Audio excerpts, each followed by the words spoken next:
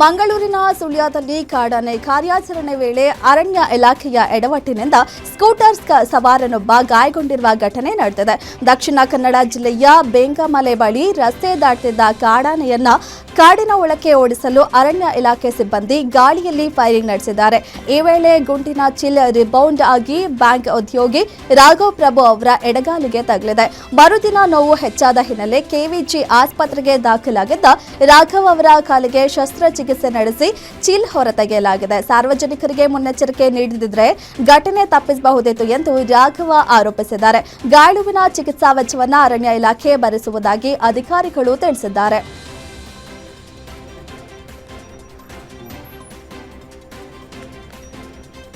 ಬೆಂಗಳೂರಿನ ಅಗ್ರಹಾರದ ರಸ್ತೆಯೊಂದರ ಪುಟ್ಟ ಕೋಣೆಯಲ್ಲಿ ಅಕ್ರಮವಾಗಿ ಅನ್ನಭಾಗ್ಯ ಅಕ್ಕಿ ಖರೀದಿ ಮಾಡಿ ಮಾರಾಟ ಮಾಡುತ್ತಿದ್ದ ಆರೋಪದ ಮೇಲೆ ಆಹಾರ ಇಲಾಖೆ ಅಧಿಕಾರಿಗಳು ದಾಳಿ ನಡೆಸಿದ್ದಾರೆ.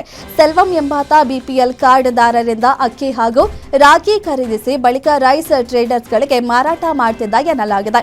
ಸುಮಾರು 12 ಕ್ವಿಂಟಾಲ್ ರಾಗಿಯನ್ನ ಮಾರಾಟ ಮಾಡಿರುವ ಮಾಹಿತಿ ಲಭ್ಯವಾಗಿದೆ. ದಾಳಿ ವೇಳೆ ತೂಕದ ಯಂತ್ರ, ಚೀಲ ಹಾಗೂ ಕವರ್ಗಳು ಪತ್ತೆಯಾಗಿವೆ. ಆಹಾರ ಇಲಾಖೆಯ ಬೆಂಗಳೂರು ನಗರ ಅಪರ ನಿರ್ದೇಶಕ ಪಾತರಾಜ್, ಪಶ್ಚಿಮ ವಲಯದ ಜಂಟಿ ನಿರ್ದೇಶಕಿ ಸವಿತಾ, ದಕ್ಷಿಣ ವಲಯದ ಉಪನಿರ್ದೇಶಕ ಕೃಷ್ಣ ಹಾಗೂ ಆಹಾರ ನಿರೀಕ್ಷಕರಾದ ನಾಗೇಂದ್ರ, ಶ್ರೀಧರ್ ಮತ್ತು ರಾಜಯ್ಯ ನೇತೃತ್ವದ ತಂಡ ನಿನ್ನೆ ರಾತ್ರಿ ದಾಳಿ ನಡೆಸಿದೆ. ಸ್ಥಳಕ್ಕೆ ಕೆಪಿ ಅಗ್ರಹಾರ ಠಾಣಾ ಪೊಲೀಸರು ಭೇಟಿ ನೀಡಿ ಪರಿಶೀಲನೆ ನಡೆಸಿದ್ದು, ಆಹಾರ ಇಲಾಖೆ ಅಧಿಕಾರಿಗಳು ಪೊಲೀಸ್ ಠಾಣೆಯಲ್ಲಿ ದೂರು ದಾಖಲಿಸಿದ್ದಾರೆ. ಎಲೆಕ್ಟ್ರಾನಿಕ್ ಸಿಟಿಯಲ್ಲಿ ಅಕ್ರಮವಾಗಿ ಹಣ ಸಾಗಾಟ ಮಾಡುತ್ತಿದ್ದ ಖಾಸಗಿ ವಾಹನವನ್ನ ಪೊಲೀಸರು ವಶಕ್ಕೆ ಪಡೆದಿದ್ದಾರೆ. ವೀರಸಂದ್ರ ಸಿಗ್ನಲ್ ಬಳಿ ಕ್ರೇಟಾ ಕಾರನ್ನ ಅಡ್ಡಗಟ್ಟಿ ಪರಿಶೀಲನೆ ನಡೆಸಿದಾಗ ಬರೋಬ್ಬರಿ 9 ಕೋಟಿ ರೂಪಾಯಿ ಹಣ ಪತ್ತೆಯಾಗಿದೆ. ಆದಾಯ ತೆರಿಗೆ ಅಧಿಕಾರಿಗಳ ಮಾಹಿತಿ ಆಧರಿಸಿ ಕಳೆದ 18ರಂದು ಪೊಲೀಸರು ಈ ಕಾರ್ಯಾಚರಣೆ ನಡೆಸಿದ್ದಾರೆ. ತಮಿಳುನಾಡಿನ ತೂತುಕುಡಿಯ ಸಿಂಧು ಜ್ಯುವೆಲರ್ಸ್ ಮಾಲೀಕ ಸಚಿನ್ಗೆ ಸೇರಿದ ಹಣ ಎನ್ನಲಾಗಿದ್ದು, ಬಳಿಕ ಹಣ ಹಾಗೂ ಸಚಿನ್ನನ್ನ ಆದಾಯ ತೆರಿಗೆ ಅಧಿಕಾರಿಗಳು ವಶಕ್ಕೆ ಪಡೆದಿದ್ದಾರೆ. ಸಚಿನ್ ಮನೆ ಮೇಲೂ ದಾಳಿ ನಡೆಸಿದ ಅಧಿಕಾರಿಗಳು 1.3 ಕೋಟಿ ರೂಪಾಯಿ ನಗದು ಪತ್ತೆ ಮಾಡಿದ್ದಾರೆ. ಸದ್ಯ ಹಣದ ಮೂಲ ಹಾಗೂ ಯಾರಿಗೆ ಸೇರಿತು ಎಂಬ ಬಗ್ಗೆ ದಾಖಲೆಗಳ ಪರಿಶೀಲನೆ ಮುಂದುವರೆದಿದೆ. ರಾಯಚೂರು ಜಿಲ್ಲೆಯ ಲಿಂಗಸಗೂರು ಪಟ್ಟಣದಲ್ಲಿ ಪ್ರೀತಿಸಿ ಮದುವೆಯಾದ ಪತಿ ಕೈಕೊಟ್ಟು ಪರಾರಿಯಾಗಿದ್ದಾನೆ ಎಂಬ ಆರೋಪ ಕೇಳಿಬಂದಿದೆ. ಪತಿ ದರ್ಶನ್ ಮೆಹ್ತಾನ್ಗಾಗಿ ಪತ್ನಿ ಅಮೃತ ಆತನ ಹಾರ್ಡ್ವೇರ್ ಅಂಗಡಿ ಮುಂದೆ ಪ್ರತಿಭಟನೆ ನಡೆಸುತ್ತಿದ್ದಾರೆ. 5 ವರ್ಷಗಳ ಹಿಂದೆ ಪ್ರೀತಿಸಿ ಅಮರೇಶ್ವರ ದೇವಸ್ಥಾನದಲ್ಲಿ ಮದುವೆಯಾಗಿದ್ದ ಜೋಡಿ 3 ವರ್ಷಗಳ ಕಾಲ ಒಟ್ಟಿಗೆ ಜೀವನ ನಡೆಸಿದ್ದು 2 ಮಕ್ಕಳು ಕೂಡ ಇದ್ದಾರೆ. ಇತ್ತೀಚೆಗೆ ಪತಿ ಅಮೃತಾಳನ್ನ ಬಿಟ್ಟು ಹೋಗಿದ್ದಾನೆ. ಅನ್ಯ ಜಾತಿ ಅನ್ನೋ ಕಾರಣಕ್ಕೆ ಮನೆಯವರು ತನ್ನನ್ನು ಒಪ್ಪಿಕೊಳ್ತಿಲ್ಲ ಎಂದು ಅಮೃತ ಆರೋಪಿಸಿದ್ದಾರೆ. 2 ದಿನಗಳಿಂದ ಅಂಗಡಿ ಮುಂದೆ ಕುಳಿತಿರುವ ಅಮೃತ, ನನಗೆ ನನ್ನ ಗಂಡ ಬೇಕು, ನ್ಯಾಯ ಬೇಕು ಎಂದು ಪಟ್ಟು ಹಿಡಿದಿದ್ದಾರೆ. ಸ್ಥಳಕ್ಕೆ ಲಿಂಗಸಗೂರು ಪೊಲೀಸರು ಭೇಟಿ ನೀಡಿ ದೂರು ನೀಡುವಂತೆ ಮನವಿ ಮಾಡಿದ್ದಾರೆ. ನೆಲಮಂಗಲದಲ್ಲಿ ಸರ್ಕಾರಿ ಆಸ್ಪತ್ರೆಯ ಅವ್ಯವಸ್ಥೆ ವಿರುದ್ಧ ಸಾರ್ವಜನಿಕರ ಆಕ್ರೋಶ ಭುಗಿಲೆದ್ದಿದೆ. ಗ್ಯಾಸ್ ಲಾರಿ ಚಾಲಕ ಸಂಜೀವ್ ಕುಮಾರ್ ರಸ್ತೆ ದಾಟ್ತಿದ್ದ ವೇಳೆ ಬುಲೆರೋ ವಾಹನ ಡಿಕ್ಕಿ ಹೊಡೆದಿದೆ. ಗಂಭೀರವಾಗಿ ಗಾಯಗೊಂಡ ಸಂಜೀವ್ ಕುಮಾರ್ ಅವರನ್ನ ಸೋಲೂರು ಸರ್ಕಾರಿ ಆಸ್ಪತ್ರೆಗೆ ಕರೆತರಲಾಗಿತ್ತು. ಆದರೆ ತುರ್ತು ಚಿಕಿತ್ಸೆ ನೀಡಲು ವೈದ್ಯರೇ ಇರಲಿಲ್ಲ ಎಂಬ ಗಂಭೀರ ಆರೋಪ ಕೇಳಿಬಂದಿದೆ. ಚಿಕಿತ್ಸೆ ಸಿಗದೆ ಸಂಜೀವ್ ಕುಮಾರ್ ಮೃತಪಟ್ಟಿದ್ದಾರೆ ಎಂದು ಸಾರ್ವಜನಿಕರು ಆಕ್ರೋಶ ವ್ಯಕ್ತಪಡಿಸಿದ್ದಾರೆ. ಬಳಿಕ ಮೃತದೇಹವನ್ನ ಆಸ್ಪತ್ರೆ ಒಳಗೆ ಬಿಟ್ಟು ಬಾಗಿಲು ಮುಚ್ಚಿ ಪ್ರತಿಭಟನೆ ನಡೆಸಿದ್ದಾರೆ. ಬೆಂಗಳೂರು ಕುಡಿಗಲ್ ಹೆದ್ದಾರಿ ಪಕ್ಕದಲ್ಲೇ ಇರುವ ಆಸ್ಪತ್ರೆಯಲ್ಲಿ ವೈದ್ಯರು ಇಲ್ಲದಿರುವುದಕ್ಕೆ ಜನರು ಕಿಡಿಕಾರಿದ್ದಾರೆ. ಸೋಲೂರು ಆಸ್ಪತ್ರೆಯಲ್ಲ, ಸಾವಿನ ಆಸ್ಪತ್ರೆ ಎಂದು ಆಕ್ರೋಶ ಹೊರಹಾಕಿದ್ದಾರೆ. ಚಿಕ್ಕಬಳ್ಳಾಪುರದಲ್ಲಿ ಟಿಪ್ಪರ್ ಲಾರಿಗಳ ಅಟ್ಟಹಾಸಕ್ಕೆ ಮತ್ತೊಂದು ಜೀವ ಬಲಿಯಾಗಿದೆ. ಚಿಕ್ಕಬಳ್ಳಾಪುರ ತಾಲೂಕಿನ ಪೈಲಗುರ್ಕಿ ಬಳಿ ವೇಗವಾಗಿ ಬಂದ ಟಿಪ್ಪರ್ ಲಾರಿ ಆಟೋಗೆ ಡಿಕ್ಕಿ ಹೊಡೆದ ಪರಿಣಾಮ ವೆಂಕಟೇಶ್ ಸ್ಥಳದಲ್ಲೇ ಸಾವನ್ನಪ್ಪಿದ್ದಾರೆ. ಪೆರೆಸಂದ್ರದಿಂದ ಚಿಕ್ಕಬಳ್ಳಾಪುರಕ್ಕೆ ವರಮಹಾಲಕ್ಷ್ಮಿ ಹಬ್ಬಕ್ಕಾಗಿ ಹೂವು ತರಲು ಪತ್ನಿಯೊಂದಿಗೆ ತೆರಳುತ್ತಿದ್ದ ವೇಳೆ ದುರ್ಘಟನೆ ಸಂಭವಿಸಿದೆ. ಪತ್ನಿಯ ಕಣ್ಣೆದುರೇ ಆಕೆಯ ಮಡಿಲಲ್ಲೇ ವೆಂಕಟೇಶ್ ಕೊನೆ ಉಸಿರು ಎಳೆದಿದ್ದು, ಪತ್ನಿಯ ಆಕ್ರಂದನ ಮುಗಿಲು ಮುಟ್ಟಿದೆ. ಅಪಘಾತದ ಬಳಿಕ 1 ಗಂಟೆಯಾದರೂ ಆಂಬ್ಯುಲೆನ್ಸ್ ಬಾರದ ಹಿನ್ನೆಲೆ ಗಾಯಾಳು ನರಳಾಡ್ತಿದ್ದಾರೆ ಎಂಬ ಆರೋಪವು ಕೇಳಿಬಂದಿದೆ. ಟಿಪ್ಪರ್ ಚಾಲಕನ ಅತಿವೇಗ ಮತ್ತು ಅಜಾಗರೂಕತೆಯೇ ದುರಂತಕ್ಕೆ ಕಾರಣ ಎನ್ನಲಾಗಿದೆ. ಘಟನೆ ಚಿಕ್ಕಬಳ್ಳಾಪುರ ಗ್ರಾಮಾಂತರ ಪೊಲೀಸ್ ಠಾಣಾ ವ್ಯಾಪ್ತಿಯಲ್ಲಿ ನಡೆದಿದೆ.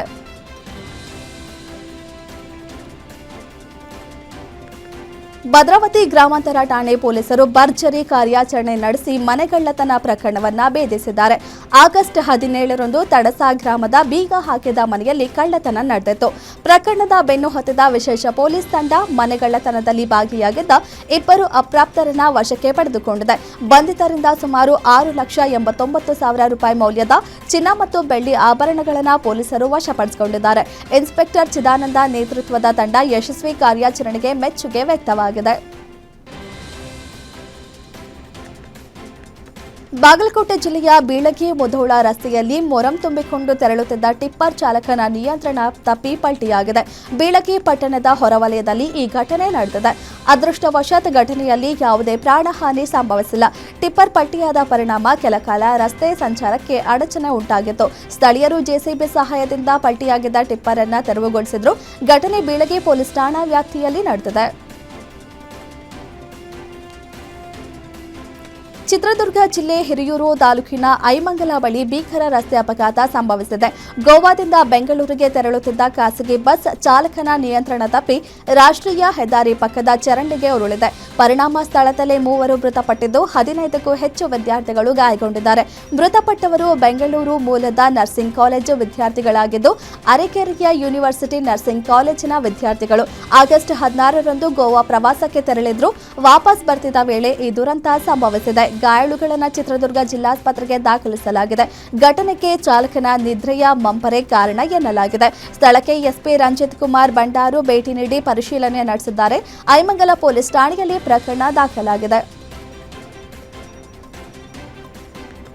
ಮಂಡ್ಯ ಜಿಲ್ಲೆ ಮದ್ದೂರು ತಾಲೂಕಿನ ಬೆಸಗರಹಳ್ಳಿ ಬಳಿ 2 ಬೈಕ್ಗಳು ಮುಖಾಮುಖಿ ಡಿಕ್ಕಿಯಾಗಿ ಭೀಕರ ಅಪಘಾತ ಸಂಭವಿಸಿದೆ. ಅಪಘಾತದಲ್ಲಿ ಬೆಳ್ಳತ್ತೂರು ಗ್ರಾಮದ ವೆಂಕಟೇಶ್ ಸ್ಥಳದಲ್ಲೇ ಮೃತಪಟ್ಟಿದ್ದಾರೆ. ಮತ್ತೋರ್ವ ಬೈಕ್ ಸವಾರ ಮರಳಿಗ ಗ್ರಾಮದ ಶ್ರೀಕಾಂತ್ ಗಂಭೀರವಾಗಿ ಗಾಯಗೊಂಡಿದ್ದು ಹೆಚ್ಚಿನ ಚಿಕಿತ್ಸೆಗಾಗಿ ಮಂಡ್ಯ ಮಿಮ್ಸ್ ಆಸ್ಪತ್ರೆಗೆ ರವಾನಿಸಲಾಗಿದೆ. ಅಪಘಾತದ ನಿಖರ ಕಾರಣ ಇನ್ನಷ್ಟೇ ತಿಳಿದು ಬರಬೇಕಿದ್ದು ಬೆಸಗರಹಳ್ಳಿ ಪೊಲೀಸ್ ಠಾಣಾ ವ್ಯಾಪ್ತಿಯಲ್ಲಿ ಪ್ರಕರಣ ದಾಖಲಾಗಿದೆ.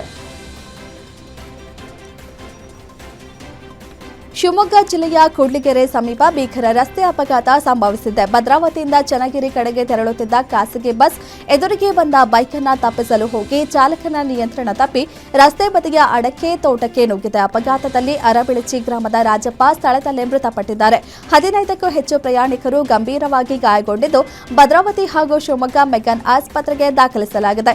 ಅಪಘಾತದ ಭೀಕರ ದೃಶ್ಯ ಸಿಸಿಟಿವಿ ಕ್ಯಾಮೆರಾದಲ್ಲಿ ಸೆರೆಯಾಗಿದೆ. ಸ್ಥಳೀಯರು ಗಾಯಾಳುಗಳ ರಕ್ಷಣೆಗೆ ಧಾವಿಸಿದ್ದು ಭದ್ರಾವತಿ ಗ್ರಾಮಾಂತರ ಪೊಲೀಸ್ ಠಾಣೆಯಲ್ಲಿ ಪ್ರಕರಣ ದಾಖಲಾಗಿದೆ. ಜೀವನದಲ್ಲಿ ಜಿಗುಪ್ಸೆ, ಅತಿಯಾದ ಮದ್ಯಪಾನ ಹಾಗೂ ಸಾಲಬಾಧೆ ಹಿನ್ನೆಲೆ ವ್ಯಕ್ತಿಯೊಬ್ಬರು ನೇಣು ಬಿಗಿದುಕೊಂಡು ಆತ್ಮಹತ್ಯೆ ಮಾಡಿಕೊಂಡಿದ್ದಾರೆ. ದಾವಣಗೆರೆ ತಾಲೂಕಿನ ಗುಮ್ಮನೂರು ಗ್ರಾಮದಲ್ಲಿ ಈ ಘಟನೆ ನಡೆದಿದೆ. ಬಸವರಾಜ್ ಮೃತ ವ್ಯಕ್ತಿ. ಬಸವರಾಜ್ ಅತಿಯಾದ ಮದ್ಯವ್ಯಸನಿಯಾಗಿದ್ದು ಗ್ರಾಮದಲ್ಲಿ ಹಾಗೂ ಖಾಸಗಿ ಬ್ಯಾಂಕ್ಗಳಲ್ಲಿ ಸಾಲ ಮಾಡಿಕೊಂಡಿದ್ರು ಎನ್ನಲಾಗಿದೆ. ಸಾಲದ ಒತ್ತಡ ಮತ್ತು ವೈಯಕ್ತಿಕ ಸಮಸ್ಯೆಗಳಿಂದ ಮನನೊಂದು ಮನೆಯಲ್ಲೇ ನೇಣು ಬಿಗಿದುಕೊಂಡು ಆತ್ಮಹತ್ಯೆ ಮಾಡಿಕೊಂಡಿದ್ದಾರೆ. ಘಟನಾ ಸ್ಥಳಕ್ಕೆ ಪೊಲೀಸರು ಭೇಟಿ ನೀಡಿ ಪರಿಶೀಲನೆ ನಡೆಸಿದ್ದು ದಾವಣಗೆರೆ ಗ್ರಾಮಾಂತರ ಪೊಲೀಸ್ ಠಾಣೆಯಲ್ಲಿ ಪ್ರಕರಣ ದಾಖಲಾಗಿದೆ. ಶಿವಮೊಗ್ಗ ಜಿಲ್ಲೆಯ ಸೊರಬದಲ್ಲಿ ಶಾಲಾ ಕಾಲೇಜು ವಿದ್ಯಾರ್ಥಿಗಳು ಸೇರಿದಂತೆ ಸಾರ್ವಜನಿಕರು ಪ್ರತಿನಿತ್ಯ ಜೀವ ಕೈಯಲ್ಲಿ ಹಿಡಿದು ಪ್ರಯಾಣಿಸುವ ಸ್ಥಿತಿ ನಿರ್ಮಾಣವಾಗಿದೆ. ಶಿಕ್ಷಣ ಸಚಿವ ಮಧು ಬಂಗಾರಪ್ಪ ಅವರ ಸ್ವಕ್ಷೇತ್ರದಲ್ಲೇ ಹೆಚ್ಚುವರಿ ಬಸ್ಗಳ ಕೊರತೆ ತೀವ್ರವಾಗಿದ್ದು ಸೊರಬ ಸಾಗರ ಮಾರ್ಗದ ಬಸ್ಗಳಲ್ಲಿ 100ಕ್ಕೂ ಹೆಚ್ಚು ಪ್ರಯಾಣಿಕರು ಕಿಕ್ಕಿರಿದು ಸಂಚಾರ ಮಾಡುತ್ತಿದ್ದಾರೆ. ವಿದ್ಯಾರ್ಥಿಗಳು ಬಸ್ ಬಾಗಿಲಲ್ಲಿ ನೇತಾಡುತ್ತಲೇ ಶಾಲಾ ಕಾಲೇಜಿಗೆ ತೆರಳುವ ಅಪಾಯಕಾರಿ ದೃಶ್ಯ ಸಾಮಾನ್ಯವಾಗಿದೆ. ಅತಿಯಾದ ಹೊರೆಯಿಂದ ಬಸ್ ಒಂದು ಬದಿಗೆ ವಾಲ್ತಿದ್ದು ಭೀಕರ ಅವಘಡದ ಆತಂಕ ಎದುರಾಗಿದೆ. ವಿದ್ಯಾರ್ಥಿಗಳ ಜೊತೆಗೆ ಗಾರ್ಮೆಂಟ್ಸ್ ಉದ್ಯೋಗಿ ಮಹಿಳೆಯರು ಸಂಕಷ್ಟ ಅನುಭವಿಸುತ್ತಿದ್ದಾರೆ. ಕೂಡಲೇ ಹೆಚ್ಚುವರಿ ಬಸ್ ವ್ಯವಸ್ಥೆ ಮಾಡಿ ಪ್ರತಿನಿತ್ಯದ ನರಕಯಾತನೆಗೆ ಮುಕ್ತಿ ನೀಡುವಂತೆ ಸಾರ್ವಜನಿಕರು ಸಚಿವರಿಗೆ ಮನವಿ ಮಾಡಿದ್ದಾರೆ. ಶಿವಮೊಗ್ಗ ಜಿಲ್ಲೆಯ ಹೊಸನಗರ ತಾಲೂಕಿನ ಹುಂಚ ಗ್ರಾಮದಲ್ಲಿ ಸಾರ್ವಜನಿಕರ ಉಪಯೋಗಕ್ಕಾಗಿ ನಿರ್ಮಿಸಿದ್ದ ಶವಗಾರ ಕಳೆದ 6 ವರ್ಷಗಳಿಂದ ಬೀಗ ಹಾಕಿದ ಸ್ಥಿತಿಯಲ್ಲೇ ಇದೆ. 7,80,000 ರೂಪಾಯಿ ವೆಚ್ಚದಲ್ಲಿ ನಿರ್ಮಾಣವಾದ ಕಟ್ಟಡಕ್ಕೆ ಇದೀಗ ತುಕ್ಕು ಹಿಡಿದ ಬೀಗವೇ ಸಾಕ್ಷಿಯಾಗಿದೆ. 2018ರಲ್ಲಿ ಕಾಮಗಾರಿ ಪೂರ್ಣಗೊಂಡಿದ್ರೂ ಇದುವರೆಗೂ ಕಟ್ಟಡ ಹಸ್ತಾಂತರವಾಗಿಲ್ಲ. ಪರಿಣಾಮ ಶವ ಪರೀಕ್ಷೆಗಾಗಿ ಜನರು ರಿಪ್ಪನ್ಪೇಟೆ ಹಾಗೂ ಹೊಸನಗರಕ್ಕೆ ಅಲೆಯಬೇಕಾದ ಸ್ಥಿತಿ ನಿರ್ಮಾಣವಾಗಿದೆ. ನೀರಿನ ಸಮಸ್ಯೆ ನೆಪ ಹೇಳಲಾಗ್ತಿದ್ರು ಇದೀಗ ಪೈಪ್ಲೈನ್ ಬಿಲ್ ಮಂಜೂರಾಗಿದ್ರೂ ಬೀಗ ಮಾತ್ರ ತೆರೆದಿಲ್ಲ. ತಕ್ಷಣವೇ ಶವಗಾರವನ್ನ ಸಾರ್ವಜನಿಕರ ಬಳಕೆಗೆ ಮುಕ್ತಗೊಳಿಸಬೇಕು ಎಂದು ಸ್ಥಳೀಯರು ಆಗ್ರಹಿಸಿದ್ದು, ಇಲ್ಲವಾದರೆ ಪ್ರತಿಭಟನೆ ನಡೆಸುವ ಎಚ್ಚರಿಕೆ ನೀಡಿದ್ದಾರೆ. ಕಲಬುರಗಿಯಲ್ಲಿ ವಿದ್ಯಾರ್ಥಿಯಿಂದ ಟಿಕೆಟ್ ವಿತರಣೆ ಪ್ರಕರಣಕ್ಕೆ ಇದೀಗ ಹೊಸ ಟ್ವಿಸ್ಟ್ ಸಿಕ್ಕಿದೆ. ಕಲಬುರಗಿ ಕಾಳಗಿ ನಡುವೆ ಸಂಚರಿಸುತ್ತಿದ್ದ ಬಸ್ನಲ್ಲಿ ವಿದ್ಯಾರ್ಥಿಯ ಕೈಗೆ ಎಟಿಎಂ ಮಿಷಿನ್ ನೀಡಿ 11 ಪ್ರಯಾಣಿಕರಿಗೆ ಟಿಕೆಟ್ ವಿತರಣೆ ಮಾಡಿಸಿದ ಘಟನೆ ವೈರಲ್ ಆಗಿತ್ತು. ಈ ಕುರಿತು ಗ್ಯಾರಂಟಿ ನ್ಯೂಸ್ ವರದಿ ಬಿತ್ತರಿಸಿದ ಬೆನ್ನಲ್ಲೇ ಕ್ರಮ ಕೈಗೊಳ್ಳಲಾಗಿದೆ. ಕರ್ತವ್ಯ ಲೋಪದ ಆರೋಪದಡಿ ಬಸ್ ಕಂಡಕ್ಟರ್ ಸಿದ್ದಪ್ಪ ಅವರನ್ನು ಅಮಾನತು ಮಾಡಿ ಕಲಬುರಗಿ ವಿಭಾಗ 1 ಡಿಸಿ ಆದೇಶ ಹೊರಡಿಸಿದ್ದಾರೆ. ಇದು ಗ್ಯಾರಂಟಿ ನ್ಯೂಸ್ ಇಂಪ್ಯಾಕ್ಟ್ ವರದಿಯಾಗಿದೆ. ಮನುಷ್ಯರ ಮೇಲೆ ದಾಳಿ ನಡೆಸಿ ಇಬ್ಬರ ಸಾವಿಗೆ ಕಾರಣವಾಗಿದ್ದ ಕಾಡಾನೆ ಕೊನೆಗೂ ಅರಣ್ಯ ಇಲಾಖೆ ಬಲೆಗೆ ಬಿದ್ದಿದೆ. ಕೊಡಗು ಜಿಲ್ಲೆಯ ತಿತಿಮತಿ ವ್ಯಾಪ್ತಿಯ ಚೆಂಬೆಬೆಳ್ಳೂರು ಪ್ರದೇಶದಲ್ಲಿ ನಡೆದ ಭಾರೀ ಕಾರ್ಯಾಚರಣೆಯಲ್ಲಿ ಸುಮಾರು 35 ವರ್ಷ ಪ್ರಾಯದ ಗಂಡಾನೆಯನ್ನ ಖೆಡ್ಡಾಗೆ ಬೀಳಿಸಲಾಗಿದೆ. ಕಳೆದ 1 ವಾರದಲ್ಲಿ 4 ಮೇಲೆ ದಾಳಿ ನಡೆಸಿದ್ದ ಈ ಆನೆ ಗ್ರಾಮಗಳು ಹಾಗೂ ಕಾಫಿ ತೋಟಗಳಿಗೆ ನುಗ್ಗಿ ದಾಂಧಲೆ ನಡೆಸಿತು. ದುಬಾರೆ ಸಾಕಣೆ ಶಿಬಿರದ 5 ಕುಮ್ಕಿ ಆನೆಗಳು ಹಾಗೂ 100ಕ್ಕೂ ಅಧಿಕ ಅರಣ್ಯ ಸಿಬ್ಬಂದಿ ಕಾರ್ಯಾಚರಣೆಯಲ್ಲಿ ಭಾಗವಹಿಸಿದ್ರು. ಸೆರೆ ಸಿಕ್ಕ ಕಾಡಾನೆಯನ್ನ ಸುರಕ್ಷಿತವಾಗಿ ದುಬಾರೆ ಸಾಕಣೆ ಶಿಬಿರಕ್ಕೆ ಸ್ಥಳಾಂತರಿಸಲಾಗಿದೆ. ಇನ್ನು 3 ಪುಂಡಾನೆಗಳ ಸೆರೆಗೆ ಸಿದ್ದಾಪುರ ಅಮ್ಮತ್ತೆ ಅರಣ್ಯ ಇಲಾಖೆಯಲ್ಲಿ ಕಾರ್ಯಾಚರಣೆ ಮುಂದುವರೆದಿದೆ. ಶಿವಮೊಗ್ಗದಲ್ಲಿ ಕರ್ತವ್ಯ ನಿರತ ಅರಣ್ಯ ಸಿಬ್ಬಂದಿಯ ಮೇಲೆ ಕರಡಿ ದಾಳಿ ನಡೆಸಿದೆ. ಶಿಕಾರಿಪುರ ತಾಲೂಕಿನ ಶಿಡಿಗಿನಾಳು ಗ್ರಾಮದಲ್ಲಿ ಪ್ಲಾಂಟೇಶನ್ ವಾಚರ್ ಕೆಎನ್ ರಾಮು ಕರ್ತವ್ಯದಲ್ಲಿದ್ದ ವೇಳೆ ಕರಡಿ ದಾಳಿ ನಡೆಸಿದ್ದು, ರಾಮು ತೀವ್ರವಾಗಿ ಗಾಯಗೊಂಡಿದ್ದಾರೆ. ಅವರನ್ನು ತಕ್ಷಣ ಸ್ಥಳೀಯ ಆಸ್ಪತ್ರೆಗೆ ದಾಖಲಿಸಲಾಗಿದೆ. ಉಪಾರಣ್ಯ ಸಂರಕ್ಷಣಾಧಿಕಾರಿ ಮಹಮ್ಮದ್ ಫಯಾಜುದ್ದೀನ್ ಆಸ್ಪತ್ರೆಗೆ ಭೇಟಿ ನೀಡಿ ಗಾಯಾಳುವಿನ ಆರೋಗ್ಯ ವಿಚಾರಿಸಿದರು. ವೈದ್ಯರೊಂದಿಗೆ ಚರ್ಚಿಸಿ ಅತ್ಯುತ್ತಮ ಚಿಕಿತ್ಸೆ ನೀಡುವಂತೆ ಸೂಚಿಸಿದ ಅಧಿಕಾರಿಗಳು ಆರ್ಥಿಕ ನೆರವು ನೀಡಿದ್ದಾರೆ. ಅಧಿಕಾರಿಗಳ ತಕ್ಷಣದ ಸ್ಪಂದನೆಗೆ ಕುಟುಂಬಸ್ಥರು ಕೃತಜ್ಞತೆ ಸಲ್ಲಿಸಿದ್ದಾರೆ. ಚಿಕ್ಕಮಗಳೂರು ನಗರದಲ್ಲಿ ನಕಲಿ ನಾಟಿ ತುಪ್ಪ ತಯಾರು ಮಾಡುತ್ತಿದ್ದ ಜಾಲವನ್ನು ಆಹಾರ ಇಲಾಖೆಯ ಅಧಿಕಾರಿಗಳು ಬಯಲಿಗೆಳೆದಿದ್ದಾರೆ. ಖಚಿತ ಮಾಹಿತಿ ಮೇರೆಗೆ ಮಾರ್ಕೆಟ್ ರಸ್ತೆಯ ಪಾಳುಬಿದ್ದ ಮನೆಯೊಂದರ ಮೇಲೆ ಅಧಿಕಾರಿ ನಾಗರತ್ನ ನೇತೃತ್ವದ ತಂಡ ದಾಳಿ ನಡೆಸಿದೆ. ಡಾಲ್ಡಾ ವನಸ್ಪತಿ ಹಾಗೂ ವಿವಿಧ ರಾಸಾಯನಿಕ ವಸ್ತುಗಳನ್ನು ಬಳಸಿ ನಕಲಿ ತುಪ್ಪ ತಯಾರಿಸಲಾಗುತ್ತಿತ್ತು ಎನ್ನಲಾಗಿದೆ. ತುಪ್ಪಕ್ಕೆ ನಾಟಿ ತುಪ್ಪದ ಬಣ್ಣ ಬರುವಂತೆ ಹಳದಿ ಬಣ್ಣದ ರಾಸಾಯನಿಕವನ್ನು ಬಳಸಲಾಗುತ್ತಿತ್ತು ಎಂಬ ಆರೋಪ ಕೇಳಿಬಂದಿದೆ. ತಯಾರಿಸಿದ ನಕಲಿ ತುಪ್ಪವನ್ನು ಬಳ್ಳಾರಿ ಆರ್ಟಿಒ ನೋಂದಣಿಯ 3 ಬೈಕ್ಗಳಲ್ಲಿ ಹಳ್ಳಿಗಳಿಗೆ ಸಾಗಿಸಿ ಅಸಲಿ ನಾಟಿ ತುಪ್ಪ ಎಂದು ನಂಬಿಸಿ ಮಾರಾಟ ಮಾಡಲಾಗುತ್ತಿತ್ತು. ದಾಳಿ ವೇಳೆ ಸ್ಥಳದಿಂದ ಹಲವು ವಸ್ತುಗಳನ್ನು ಅಧಿಕಾರಿಗಳು ವಶಕ್ಕೆ ಪಡೆದಿದ್ದಾರೆ. ಆದರೆ ನಕಲಿ ತುಪ್ಪ ತಯಾರು ಮಾಡುತ್ತಿದ್ದ ತಂಡ ದಾಳಿ ವೇಳೆ ಪರಾರಿಯಾಗಿದ್ದು, ಆರೋಪಿಗಳ ಪತ್ತೆಗೆ ಕ್ರಮ ಕೈಗೊಳ್ಳಲಾಗಿದೆ. ಚಿಕ್ಕಮಗಳೂರು ಜಿಲ್ಲೆ ಕಡೂರು ತಾಲೂಕಿನ ಗಿರಿಯಾಪುರ ಗ್ರಾಮದಲ್ಲಿ ಭೀಕರ ರಸ್ತೆ ಅಪಘಾತ ಸಂಭವಿಸಿ ಪಶು ವೈದ್ಯಕೀಯ ಇಲಾಖೆಯ ಡಿ ದರ್ಜೆ ನೌಕರ ಶಿವೇಗೌಡ ಸ್ಥಳದಲ್ಲೇ ಮೃತಪಟ್ಟಿದ್ದಾರೆ. ಹೊಸದುರ್ಗ ಮಂಗಳೂರು ರಾಷ್ಟ್ರೀಯ ಹೆದ್ದಾರಿ 173ರಲ್ಲಿ ತಿರುವು ಪಡೆಯಲು ಹೋಗ್ತಿದ್ದ ವೇಳೆ ವೇಗವಾಗಿ ಬಂದ ಟ್ಯಾಂಕರ್ ಲಾರಿ ಡಿಕ್ಕಿ ಹೊಡೆದಿದೆ. ನಿಯಂತ್ರಣ ತಪ್ಪಿದ ಲಾರಿಯ ಹಿಂಬದಿ ಟೈರ್ ಶಿವಲಿಂಗೇಗೌಡರ ಮೇಲೆ ಹರಿದ ಪರಿಣಾಮ ದುರ್ಮರಣ ಸಂಭವಿಸಿದೆ. ಟ್ಯಾಂಕರ್ ಮತ್ತು ಬೈಕ್ ರಸ್ತೆಯಲ್ಲಿ ಸಾಗ್ತಿದ್ದ ದೃಶ್ಯ ಸಿಸಿಟಿವಿಯಲ್ಲಿ ಸೆರೆಯಾಗಿದೆ. ಇನ್ನು ಕೇವಲ 10 ತಿಂಗಳಲ್ಲಿ ನಿವೃತ್ತಿಯಾಗಬೇಕಿದ್ದ ಶಿವೇಗೌಡರ ಸಾವಿಗೆ ಸ್ಥಳೀಯರು ಕಂಬನಿ ಮಿಡ್ತಿದ್ದಾರೆ. ಪ್ರತಿ ವರ್ಷ ಬಡ ಮಕ್ಕಳಿಗೆ ಪೆನ್ನು ಪುಸ್ತಕ ದಾನ ಮಾಡುತ್ತಿದ್ದ ಅವರ ಅಗಲಿಕೆಗೆ ವ್ಯಾಪಕ ಸಂತಾಪ ವ್ಯಕ್ತವಾಗಿದೆ. ಘಟನೆ ಸಂಬಂಧ ಕಡೂರು ಪೊಲೀಸ್ ಠಾಣೆಯಲ್ಲಿ ಪ್ರಕರಣ ದಾಖಲಿಸಿಕೊಂಡು ತನಿಖೆ ನಡೆಸುತ್ತಿದ್ದಾರೆ. ಮಂಡ್ಯ ಜಿಲ್ಲೆಯ ಶ್ರೀರಂಗಪಟ್ಟಣ ಕ್ಷೇತ್ರದಲ್ಲಿ ಆಸ್ಪತ್ರೆಯ ಅವ್ಯವಸ್ಥೆ ವಿರುದ್ಧ ಸಾರ್ವಜನಿಕರ ಆಕ್ರೋಶ ವ್ಯಕ್ತವಾಗಿದೆ. ಅರಕೆರೆ ಗ್ರಾಮದ ಸಾರ್ವಜನಿಕ ಆಸ್ಪತ್ರೆಯಲ್ಲಿ ವೈದ್ಯರ ಕೊರತೆಯಿಂದ ಜನರು ನಿತ್ಯ ಪರದಾಡ್ತಿದ್ದಾರೆ ಎಂಬ ಆರೋಪ ಕೇಳಿಬಂದಿದೆ. ಆದರೆ ಇದೇ ಆಸ್ಪತ್ರೆಯನ್ನ ನಾಟಕದ ಕಲಾವಿದರಿಗೆ ತಂಗಲು ಹಾಗೂ ಮೇಕಪ್ಗೆ ಬಳಸಲು ಅವಕಾಶ ನೀಡಿರುವುದು ಇದೀಗ ವಿವಾದಕ್ಕೆ ಕಾರಣವಾಗಿದೆ. ಮೊನ್ನೆ ಶಾಸಕ ರಮೇಶ್ ಬಾಬು ಅವರ ತಾಯಿಯ ಹುಟ್ಟುಹಬ್ಬದ ಅಂಗವಾಗಿ ಗ್ರಾಮದಲ್ಲಿ ಮನರಂಜನಾ ಕಾರ್ಯಕ್ರಮವನ್ನು ಆಯೋಜಿಸಲಾಗಿತ್ತು. ಕಾರ್ಯಕ್ರಮಕ್ಕೆ ಆಗಮಿಸಿದ ಕಲಾವಿದರಿಗೆ ಹೆರಿಗೆ ಆಸ್ಪತ್ರೆಯಲ್ಲಿ ತಂಗಲು ಅವಕಾಶ ನೀಡಲಾಗಿತ್ತು ಎನ್ನಲಾಗಿದೆ. ಈ ವೇಳೆ ಕಲಾವಿದೆಯೊಬ್ಬರು ಆಸ್ಪತ್ರೆಯಲ್ಲೇ ರೀಲ್ಸ್ ಮಾಡಿ ಸಾಮಾಜಿಕ ಜಾಲತಾಣದಲ್ಲಿ ಅಪ್ಲೋಡ್ ಮಾಡಿದ್ದು ವಿಡಿಯೋ ವೈರಲ್ ಆಗಿದೆ. ಆಸ್ಪತ್ರೆಯಲ್ಲಿ ವೈದ್ಯರಿಲ್ಲದೆ ಜನರು ಸಂಕಷ್ಟ ಅನುಭವಿಸುತ್ತಿದ್ದರೂ ಕಲಾವಿದರ ಮನೋರಂಜನೆಗೆ ಅವಕಾಶ ನೀಡಲಾಗಿದೆ ಎಂದು ಕ್ಷೇತ್ರದ ಜನರು ಆಕ್ರೋಶ ವ್ಯಕ್ತಪಡಿಸಿದ್ದಾರೆ. ದಾವಣಗೆರೆ ತಾಲೂಕಿನ ನಲ್ಕುಂದ ಗ್ರಾಮದ ಮಾಸ್ತಮ್ಮ ಎಂಬ 80 ವರ್ಷದ ವೃದ್ಧೆ ಅನುಮಾನಾಸ್ಪದ ರೀತಿಯಲ್ಲಿ ಮೃತಪಟ್ಟಿದ್ದಾರೆ. ಕಳೆದ ದಿನ ಕುಟುಂಬಸ್ಥರು ಜಮೀನಿಗೆ ತೆರಳಿದ್ದ ವೇಳೆ ಘಟನೆ ನಡೆದಿದೆ ಎನ್ನಲಾಗಿದೆ. ಮನೆಗೆ ಮರಳಿದಾಗ ಮಾಸ್ತಮ್ಮ ಶವವಾಗಿ ಪತ್ತೆಯಾಗಿದ್ದು, ಅವರ ಕೊರಳಲ್ಲಿ ಇದ್ದ ಸುಮಾರು 60 ಗ್ರಾಂ ಚಿನ್ನದ ಸರ ನಾಪತ್ತೆಯಾಗಿದೆ. ಇದರಿಂದ ಕುಟುಂಬಸ್ಥರು ಕೊಲೆ ಶಂಕೆ ವ್ಯಕ್ತಪಡಿಸಿದ್ದು, ಮಾಯಕೊಂಡ ಪೊಲೀಸ್ ಠಾಣೆಯಲ್ಲಿ ಪ್ರಕರಣ ದಾಖಲಾಗಿದೆ. ಪೊಲೀಸರು ಸ್ಥಳಕ್ಕೆ ಭೇಟಿ ನೀಡಿ ತನಿಖೆ ಕೈಗೊಂಡಿದ್ದಾರೆ. ಶ್ರೀರಂಗಪಟ್ಟಣದ ಶ್ರೀರಂಗನಾಥ ಸ್ವಾಮಿಗೆ ಭಕ್ತಿಯ ಅಪರೂಪದ ಕಾಣಿಕೆ ಸಮರ್ಪಣೆಯಾಗಿದೆ. ಉದ್ಯಮಿ ಹಾಗೂ ಟಿವಿಎಸ್ ಮೋಟಾರ್ ಕಂಪನಿಯ ಸಿಇಒ ವೇಣು ಶ್ರೀನಿವಾಸ್ ತಾವು ಕಟ್ಕೊಂಡಿದ್ದ ಹರಕೆ ಈಡೇರಿಸಿದ ಹಿನ್ನೆಲೆಯಲ್ಲಿ ಸುಮಾರು 66 ಲಕ್ಷ ರೂಪಾಯಿ ಮೌಲ್ಯದ ಚಿನ್ನದ ಅಷ್ಟ ಕಳಶವನ್ನು ಶ್ರೀರಂಗನಾಥನಿಗೆ ದೇಣಿಗೆಯಾಗಿ ನೀಡಿದ್ದಾರೆ. ದೇಗುಲದ ಕಾರ್ಯನಿರ್ವಾಹಕ ಅಧಿಕಾರಿ ಉಮಾ ಅವರಿಗೆ ಚಿನ್ನದ ಕಳಶ ಹಸ್ತಾಂತರಿಸಿದ ವೇಣು ಶ್ರೀನಿವಾಸ್ ವಿಶೇಷ ಪೂಜೆ ಸಲ್ಲಿಸಿ ಭಕ್ತಿ ಸಮರ್ಪಿಸಿದ್ರು. ಶ್ರೀರಂಗನಾಥನಿಗೆ ಚಿನ್ನದ ಕಾಣಿಕೆ ಸಲ್ಲಿಸಿರುವುದು ಭಕ್ತರಲ್ಲಿ ವಿಶೇಷ ಸಂತಸ ಮೂಡಿಸಿದೆ. ಶ್ರೀರಂಗಪಟ್ಟಣದಲ್ಲಿ ಚಾಮುಂಡೇಶ್ವರಿ ದೇವಿ ಧನಲಕ್ಷ್ಮಿಯಾಗಿ ಕಂಗೊಳಿಸಿದ್ದಾಳೆ. ವರಮಹಾಲಕ್ಷ್ಮಿ ಹಬ್ಬದ ಹಿನ್ನೆಲೆ 10 ರಿಂದ 500 ರೂಪಾಯಿ ಮುಖಬೆಲೆಯ ಹೊಸ ನೋಟು ಹಾಗೂ ನಾಣ್ಯಗಳಿಂದ ವಿಶೇಷ ಅಲಂಕಾರ ಮಾಡಲಾಗಿದೆ. ದೇವರು ಹಾಗೂ ಗರ್ಭಗುಡಿಗೆ ಸುಮಾರು 3 ಲಕ್ಷ ರೂಪಾಯಿ ಮೌಲ್ಯದ ಹೊಸ ನೋಟುಗಳಿಂದ ಧನಲಕ್ಷ್ಮಿ ಅಲಂಕಾರ ಮಾಡಲಾಗಿದೆ. ಅರ್ಚಕ ಲಕ್ಷ್ಮೀ ಶರ್ಮಾ ನೇತೃತ್ವದಲ್ಲಿ ಮುಂಜಾನೆಯಿಂದಲೇ ವಿಶೇಷ ಪೂಜಾ ಕೈಂಕರ್ಯಗಳು ನಡೆದಿದ್ದು, ಅಪರೂಪದ ಅಲಂಕಾರ ಕಣ್ತುಂಬಿಕೊಳ್ಳಲು ಭಕ್ತರು ಹೆಚ್ಚಿನ ಸಂಖ್ಯೆಯಲ್ಲಿ ಆಗಮಿಸಿದ್ದಾರೆ. ರಾಮನಗರ ಕೆಎಸ್ಆರ್ಟಿಸಿ ಬಸ್ ನಿಲ್ದಾಣದಲ್ಲಿ ಭಾರೀ ಹೈ ಡ್ರಾಮಾ ನಡೆದಿದೆ. ನಿಲ್ದಾಣದಲ್ಲಿದ್ದ 10ಕ್ಕೂ ಹೆಚ್ಚು ಅಂಗಡಿಗಳಿಗೆ ಸಾರಿಗೆ ಇಲಾಖೆ ಅಧಿಕಾರಿಗಳು ಪೊಲೀಸರು ಭದ್ರತೆಯಲ್ಲಿ ಬೀಗ ಹಾಕಿದ್ದಾರೆ. ಬಲವಂತವಾಗಿ ಅಂಗಡಿ ಮಾಲೀಕರನ್ನ ಹೊರಗೆ ಕರೆತಂದು ಸಿಬ್ಬಂದಿ ಕ್ರಮ ಕೈಗೊಂಡಿದ್ದಾರೆ ಎಂಬ ಆರೋಪ ಕೇಳಿಬಂದಿದೆ. ಕೋರ್ಟ್ ಆದೇಶದ ಹಿನ್ನೆಲೆ ಅಂಗಡಿಗಳಿಗೆ ಬೀಗ ಹಾಕಲಾಗಿದೆ ಎಂದು ಸಾರಿಗೆ ಇಲಾಖೆ ಅಧಿಕಾರಿಗಳು ಸ್ಪಷ್ಟಪಡಿಸಿದ್ದಾರೆ. ಆದರೆ ಆದೇಶದ ಪ್ರತಿಯನ್ನ ತೋರಿಸದೆ ಏಕಾಏಕಿ ಅಂಗಡಿಗಳನ್ನು ಬಂದ್ ಮಾಡಿದ್ದಾರೆ ಎಂದು ಅಂಗಡಿ ಮಾಲೀಕರು ಆಕ್ರೋಶ ವ್ಯಕ್ತಪಡಿಸಿದ್ದಾರೆ. ಬೆಂಗಳೂರು ದಕ್ಷಿಣ ಜಿಲ್ಲೆಯ ರಾಮನಗರ ಬಸ್ ನಿಲ್ದಾಣದಲ್ಲಿ ನಡೆದ ಈ ಘಟನೆ ಕೆಲಕಾಲ ಉದ್ವಿಗ್ನ ವಾತಾವರಣಕ್ಕೆ ಕಾರಣವಾಯಿತು. ಚಿಕ್ಕೋಡಿಯಲ್ಲಿ ಗೃಹ ಬಳಕೆಯ ಗ್ಯಾಸ್ ಸಿಲಿಂಡರ್ಗಳ ಅಕ್ರಮ ಬಳಕೆ ವಿರುದ್ಧ ಅಧಿಕಾರಿಗಳು ಕ್ರಮ ಕೈಗೊಂಡಿದ್ದಾರೆ. ಹೋಟೆಲ್ ಮತ್ತು ಡಾಬಾಗಳಲ್ಲಿ ಕಮರ್ಷಿಯಲ್ ಸಿಲಿಂಡರ್ ಬದಲಾಗಿ ಡೊಮೆಸ್ಟಿಕ್ ಸಿಲಿಂಡರ್ ಬಳಸುತ್ತಿರುವ ಮಾಹಿತಿ ಮೇರೆಗೆ ದಾಳಿ ನಡೆಸಲಾಗಿದೆ.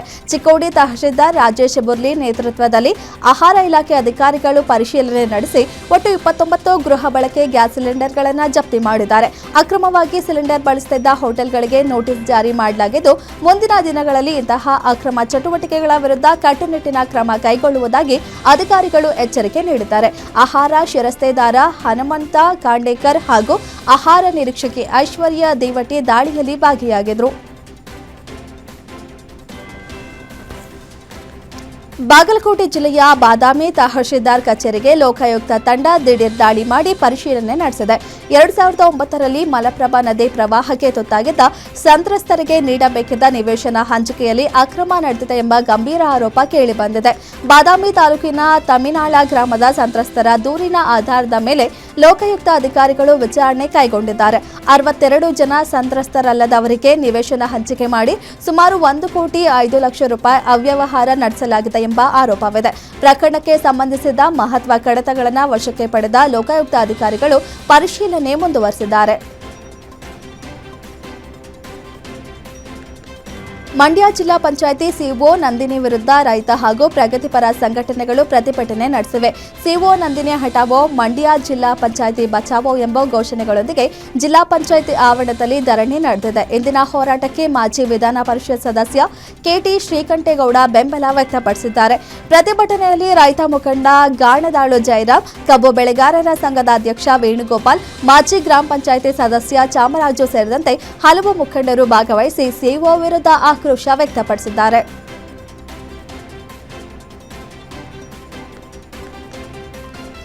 ಕಲಬುರಗಿ ನಗರದಲ್ಲಿ ಅಸ್ಪೃಶ್ಯತೆಯ ವಿರುದ್ಧ ದಲಿತ ಸಂಘಟನೆಗಳ ಆಕ್ರೋಶ ಭುಗಿಲೆದ್ದಿದೆ. ಎಐಸಿಸಿ ಅಧ್ಯಕ್ಷ ಮಲ್ಲಿಕಾರ್ಜುನ ಖರ್ಗೆ ರಾಮಲೀಲಾ ಮೈದಾನದಲ್ಲಿ ಭಾಷಣ ಮಾಡಿದ ಸ್ಥಳವನ್ನು ಶುದ್ಧೀಕರಿಸಿದ ಘಟನೆ ಖಂಡಿಸಿ ಖರ್ಗೆ ತವರು ಕಲಬುರಗಿಯಲ್ಲಿ ದಲಿತ ಸಂಘಟನೆಗಳು ಬೃಹತ್ ಪ್ರತಿಭಟನೆ ನಡೆಸಿವೆ. ದಲಿತ ಸಂಘರ್ಷ ಸಮಿತಿ ನೇತೃತ್ವದಲ್ಲಿ ಜಗತ್ತ ಸರ್ಕಲ್ನಿಂದ ಡಿಸಿ ಕಚೇರಿವರೆಗೆ ಪ್ರತಿಭಟನಾ ಮೆರವಣಿಗೆ ನಡೆಸಿ ಬಿಜೆಪಿ ಹಾಗೂ ಆರ್ಎಸ್ಎಸ್ ವಿರುದ್ಧ ಘೋಷಣೆ ಕೂಗಿದ್ರು.